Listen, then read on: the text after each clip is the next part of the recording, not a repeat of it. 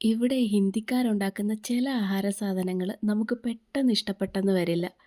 പക്ഷെ ചില സാധനങ്ങളുണ്ട്, അതൊക്കെ സൂപ്പർ ടേസ്റ്റ് ആയിരിക്കും. അതിലൊന്നാണ് ഞാൻ ഇന്ന് ഉണ്ടാക്കുന്ന മിക്സ് വെജ്.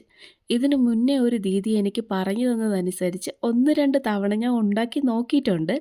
പക്ഷെ അവരുണ്ടാക്കുന്ന ആ ടേസ്റ്റ് വരാറേ ഇല്ലായിരുന്നു. സംഭവം എന്തുകൊണ്ടാണെന്നറിയോ? നമ്മുടെ മസാലയുടെ ടേസ്റ്റും അവരുടെ മസാലയുടെ ടേസ്റ്റും തമ്മിൽ വ്യത്യാസമുണ്ട്.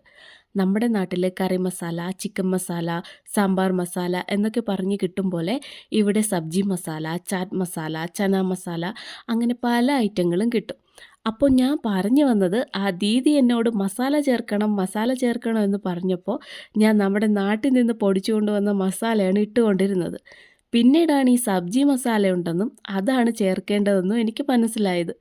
പിന്നെ ഈ മസാല ഉണ്ടാക്കാനുള്ള കൂട്ട് എന്തൊക്കെയാണെന്ന് എനിക്കറിയാത്തത് കൊണ്ട് ഞാനൊരു പാക്കറ്റ് സബ്ജി മസാല അങ്ങ് വാങ്ങി. ഇന്ന് പിന്നെ അതൊന്ന് ഉണ്ടാക്കാമെന്ന് വെച്ചു.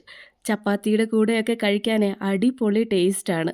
ഇനിയും ഇതുപോലെ കുറച്ച് വെറൈറ്റി ഐറ്റം ഉണ്ട്. എല്ലാം പതിയെ ട്രൈ ചെയ്ത് നോക്കണം. അപ്പോൾ അത്രയേ ഉള്ളൂ. ബൈ.